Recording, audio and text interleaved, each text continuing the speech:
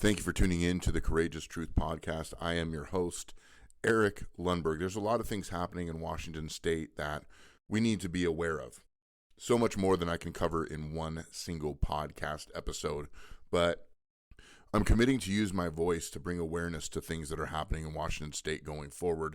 We just had a disappointing election season if you're a conservative, but there is hope. And I think the best way is to find this hope is to be informed and to build relationships and conversations with other people that are informed. We're going to talk about a few issues that are happening that affect us as residents here in Washington State.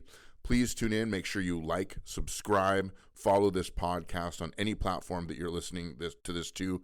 And the most important thing is we need courage and we need it now. We need truth and we need it now. So continue to take a courageous stand for the truth because truth requires courage. Please enjoy this episode.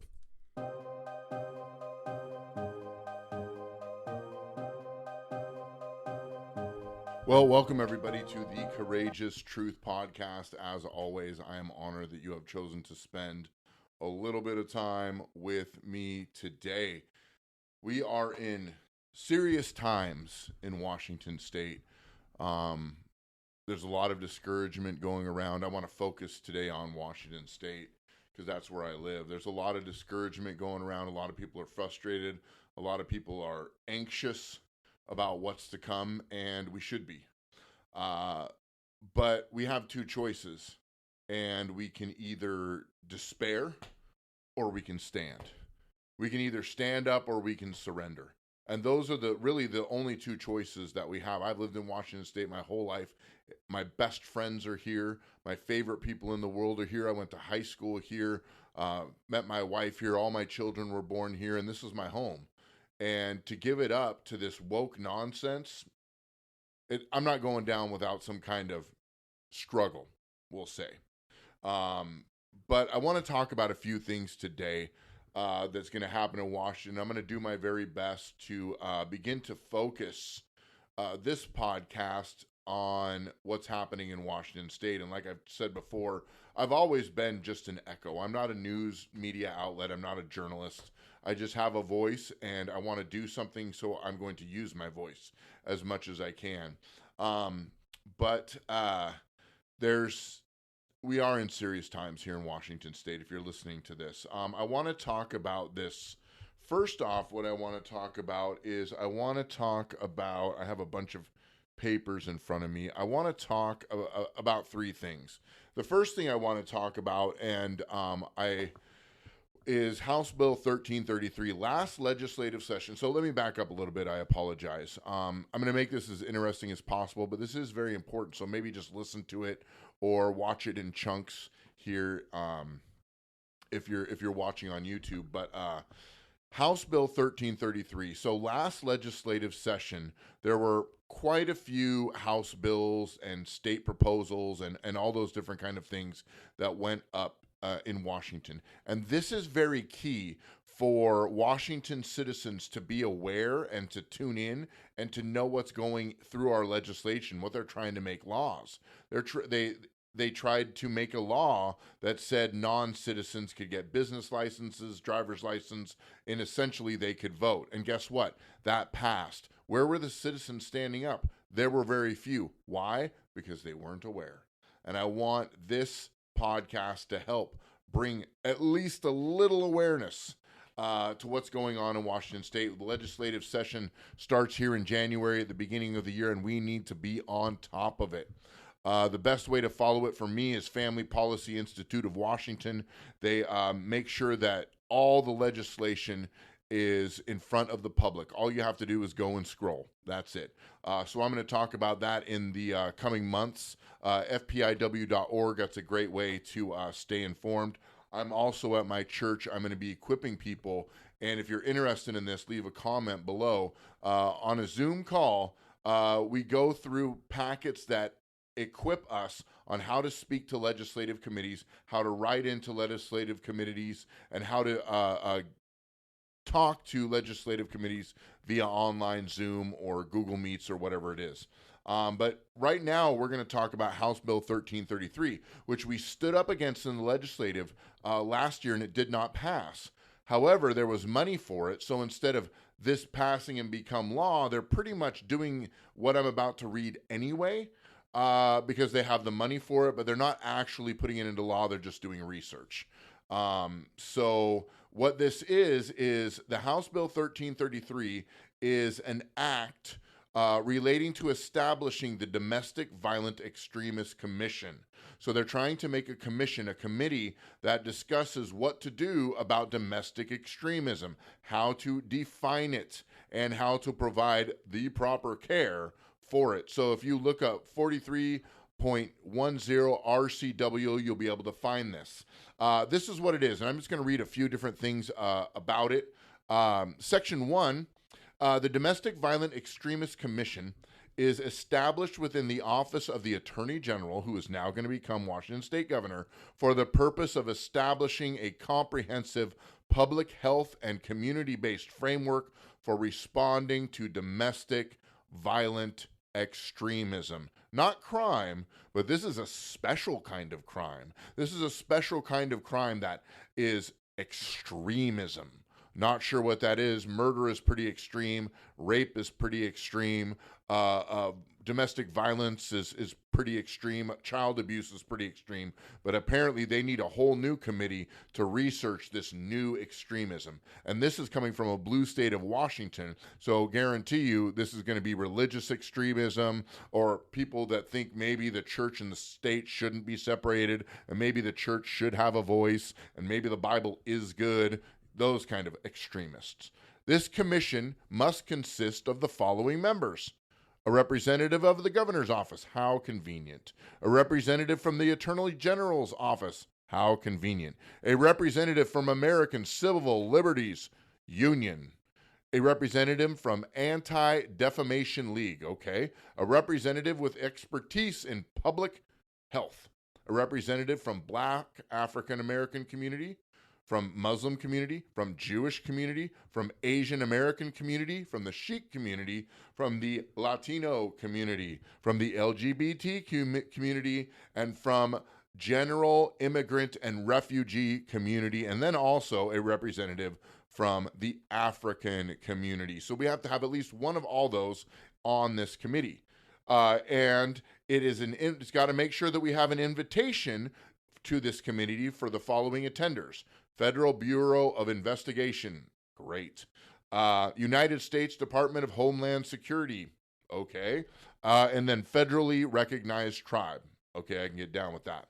The Office of Attorney General shall administer and provide staff support to the commission, which shall include arranging meetings and developing meeting agendas. So they're going to take a lot of tax dollars to get meetings happening so that they can discuss the violent extremism that is taking place and plaguing our land. It's terrible, Washington State here.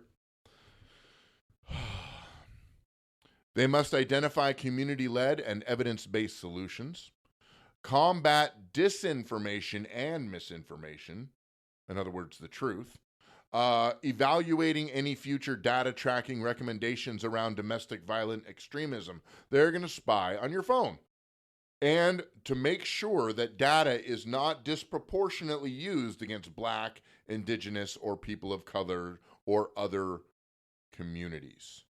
They must have legal tools, both civil and criminal, and making recommendations for potential new legislation. Great. So they just want to pass a bunch of woke CRT laws. And then specific steps to adapt and fund public health style and community-based framework for proactively responding to domestic violent extremism. How are we going to respond? Specific steps to improve, standardize, and add transparency to data collection and reporting on incidents of domestic violent extremism. I saw a church down the road worshiping extremism. The commission must hold at least 4 meetings. Great. 4 meetings of this nonsense. Okay? Now, this did not pass through legislation. Thank God to Washington citizens who stood up and said, not going to happen. But they still had money for it. So now they're just discussing it. So they're not really doing it. They're not really disobeying the law. They're just researching it, or they're working a way around it. And they even televised it, and it can be found online somewhere. I'll put the link in the descriptions if you want to find that. I was on vacation, so I didn't get a chance to see it. Next, what's happening in Washington State is crazy. I'm so sorry this is long. I might put this in 2 parts because this is absolutely crazy. I want to read next what our Attorney General has got us into. It is insane. Let's look at this. Now, the State Secretary of Washington, he doesn't like to be talked bad about because it hurts his feelings. So what he did was he made a contract with it's called Logically AI, which is a British company that flags online misinformation. So you program the AI, it goes all over Washington, all over the servers, looks for keywords that might be misinformation or harmful narratives. I'm just going to read the first paragraph of this and see what it says. It says, this was from the Washington Examiner, and this was March 4th of last year. So this has been around for a while, but it just kind of hit my desk. So this is the first paragraph of it. Logically, the UK company hired by the Washington Secretary of State's office was part of an AI program to track election and voter misinformation, disinformation, malinformation on social media, causing harmful narratives. In other words, like if you discover something true about an elected official and then you put it in a post, they're going to flag it, which is why we can't say the Donald J. word. Last year, Logically generated a report that flagged 2 center square stories containing government documents and emails obtained through public record requests, according to the outlet. In the program's first report, it claimed that the outlet's first story created a narrative that the state did not have power to verify voter citizenship, and that by doing so, authorities would be allowing voter fraud. The story could motivate people to want stricter voting laws, according to the report. Almost, it's weird. Like, why would the people of Washington State want free and fair elections? Why would we want our government officials to be elected fairly? That's crazy. So they flagged that, and then they found out they were true. So anyway, I just read that to just make you aware of this. Peyton Sorzinski is the author of that, and this is out of Washington Examiner, March 4th, 2024. So this contract our Secretary of State has had for a while. Thank you, Secretary of State. You are always the picture of integrity and honesty.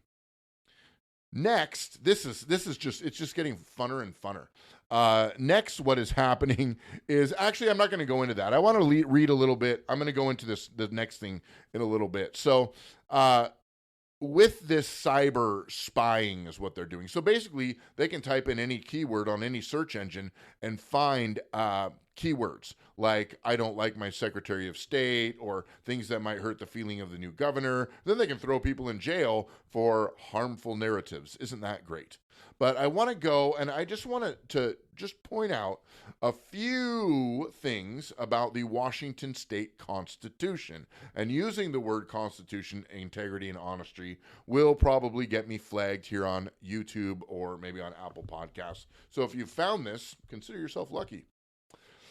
Preamble of the Washington State Constitution. We, the people of the state of Washington, grateful to the supreme ruler of the universe for our liberties, do ordain this Constitution. In other words, this is the people's right here in black and white. And I'll put a link to the Washington State Constitution in the show notes. It's like 150 pages. It's kind of long. Almost like we have a lot of rights. Weird. So Article 1 is the Declaration of Rights to all citizens of Washington State. I want to read a little bit out of Section 3. Article 1, Section 3. No person shall be deprived of life, liberty, or property without due process of the law. That means they can't, on an opinion, on a bias, on a preference, deprive you of life, liberty, or property, or free speech even. They can't do that. Section 5, jumping down, is every person may freely speak, write, and publish on all subjects. And I think that if people have the right to publish pornography, we should be able to publish on social media our personal political ideas and thoughts. And we should also be able to publish the truth, being responsible for the abuse of that right. And how many of you know if there's an abuse to anything, it's just fine. There's not much abuse to the truth. But I also want to read next. I want to read this out of Article 1, Section 11 of the Bill of Rights here. And it says this: absolute freedom of conscience in all matters of religion, sentiment, belief, and worship shall be guaranteed to every individual, and no one shall be molested or disturbed in person or property on account of religion, but liberty of conscience hereby secured shall not be so construed as to excuse acts of lasciviousness or justify practices inconsistent with the peace and safety of the state. So if you have a religious belief that wants to murder people, like, I don't know, babies in the womb, you have a right to your conscience that says, I don't want to do that.